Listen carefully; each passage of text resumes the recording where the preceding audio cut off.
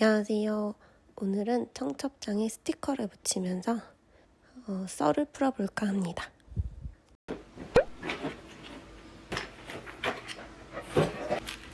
이건 실링 스티커. 다이소에서 딱 이 매장에만 이렇게 12개가 남아있었거든요. 200개를 12,000원 주고 샀습니다. 쿠팡에서 200개 정도를 사면 25,000원 정도예요. 너무 비싸. 왜 이렇게 웨딩에 붙으면 비싼 거죠? 보시면 저희는 이렇게 한 장이에요. 이렇게 약간 포스터 형식으로 된, 요즘 이렇게 많이 하더라고요. 그리고 요거는 말이 안 나와.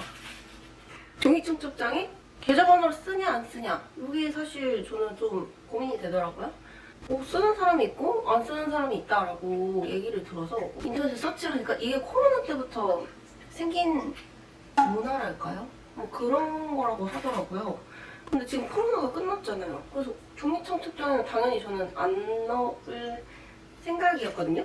근데 어르신들은 또 그 문화가 한 4년 정도 됐으니까 당연히 넣어야 된다고 생각을 하시는 것 같아서, 그렇다고 해서 2개를 나눠서 청첩장을 하기에는 너무 비쌌고, 그래서 결국에는 이렇게 스티커로 뽑았습니다. 그리고 제가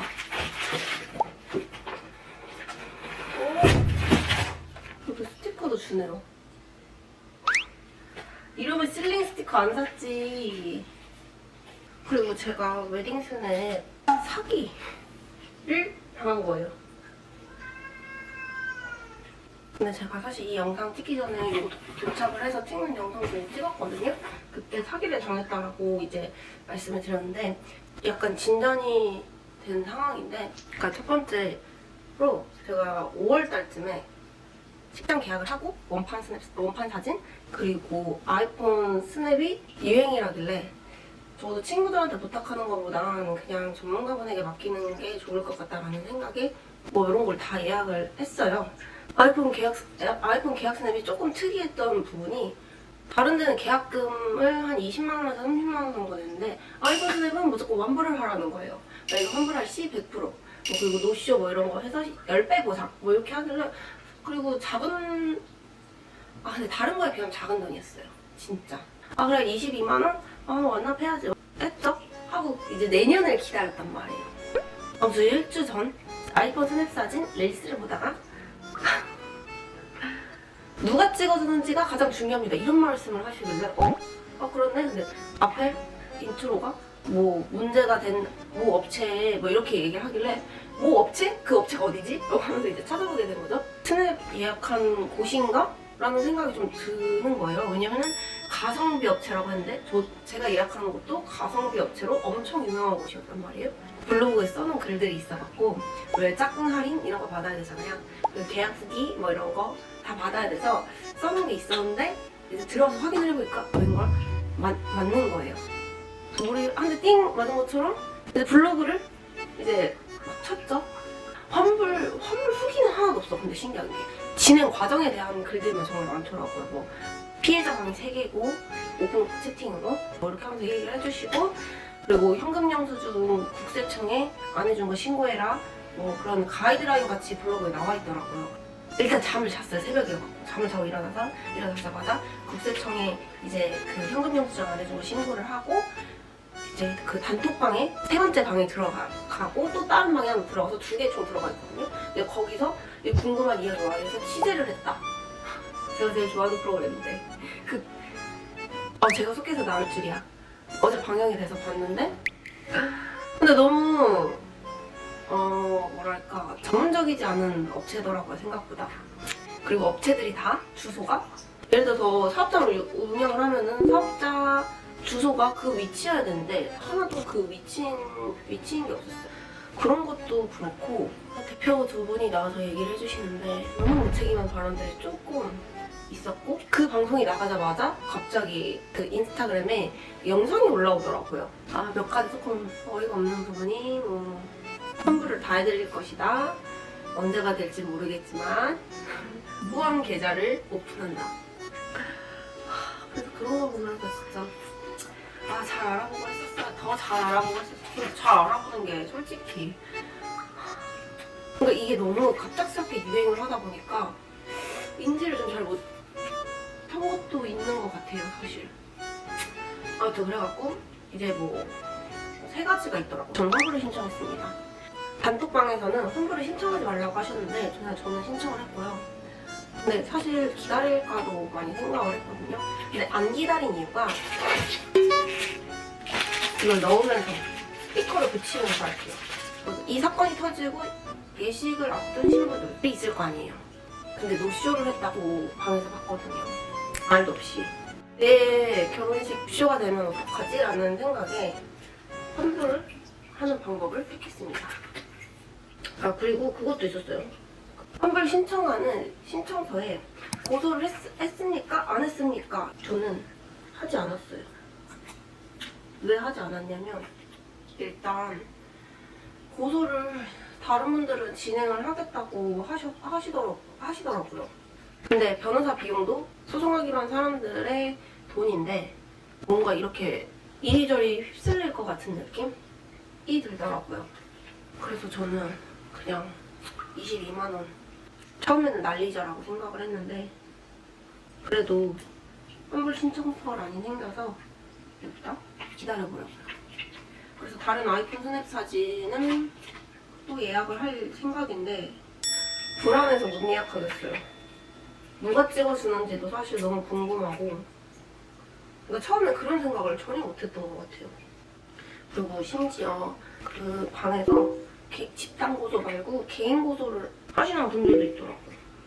근데 저도 사실 올해 초에 사건 고소해본 적이 있어서 이게 분명히 사기죄가 솔직히 성립이 되거든요. 위반 이런 거 해갖고 사기도 사기죠. 기망의 행위가 성립이 되나? 그러니까 이게 사기죄를 할 때 상대가 나를 기망 행위를 했느냐가 가장 중요한 포인트거든요. 사실 이 고소를 진행을 하면서 배우게 된 게 이거였어요. 분명 상대가 나를 속일 생각이 있었냐라는 게 가장 중요해요. 근데 이 사람들이 이 사태가 터지지 않았으면 그냥 그대로 운영을 했을 것 같은데 왜냐면 그 사람들의 주장은 이거였어요. 어제 나온 TV에서 아이폰 스냅이라는 취지가 친구가 나를 찍어주는 느낌으로 하는 거라서 그 앞에 친구라는 단어가 붙었잖아요.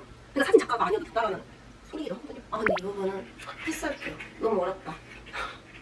근데 마지막에 궁금한 이야기 Y에서 성립이 된다고 하긴 하더라고요. 아 근데 저는 사기로 고소를 했었고 또 이런 일이 생기니까 좀 그렇더라고요. 솔직히 고소를 해야 되는 건 맞거든요. 왜냐면 내가 이런 걸 안 하면 또 누군가 피해를 입는 사람이 나타날 거고 그 피해가 처음에는 작은 눈이 있지만 나중에는 큰 눈싸움이 될 수도 저는 있다고 생각을 하거든요. 그리고 제가 궁금한 이야기 Y 그것이 알고 싶다를 많이 본 사람으로서 사기꾼들은 절대 그거 하나에 멈추지 않기 때문에 그래서 첫 번째 고소를 한 이유도 있었어요.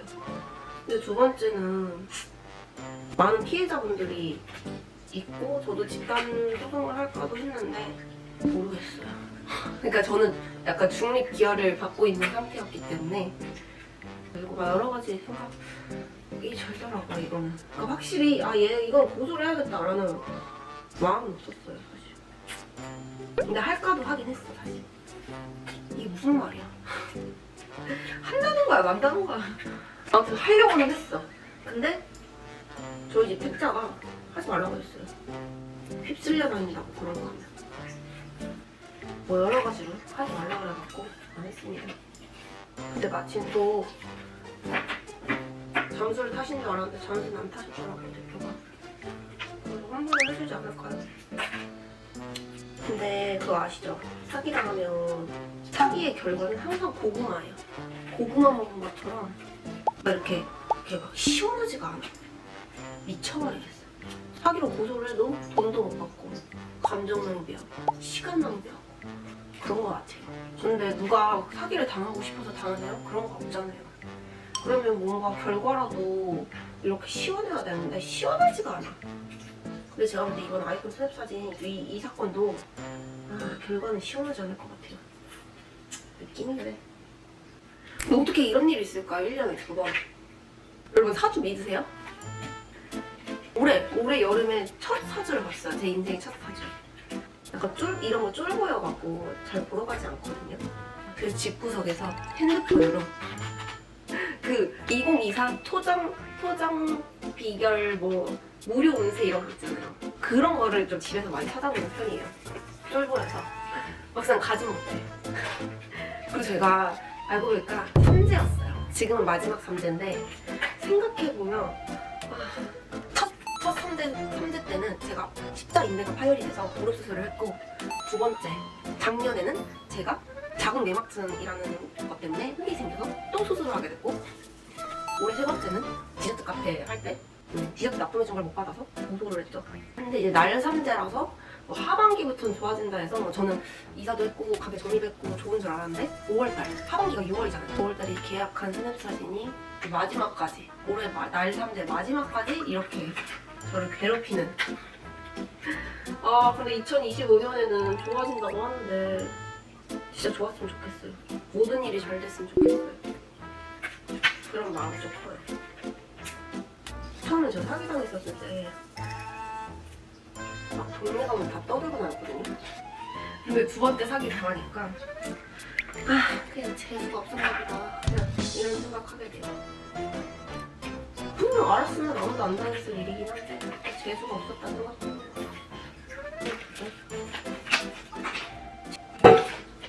저의 웨딩 근황.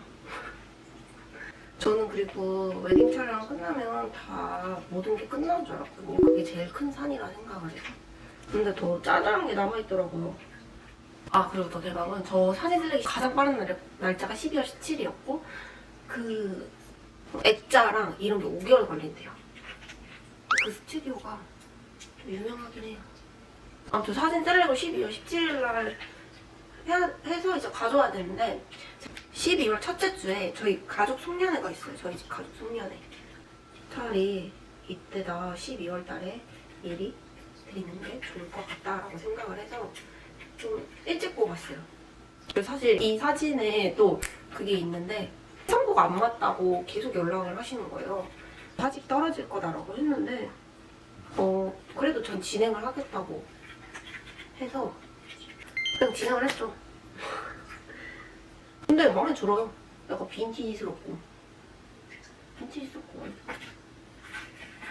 그리고 이렇게 받으면 누가 이 사진 이렇게 빤히 쳐다봐요. 화질이 너무 별로다 이러지 않잖아요. 예쁘네 하고 이렇게 뒤에 바로 보죠. 그래서 그냥 바로 했습니다. 뭐가 이렇게 많은지 모르겠어요.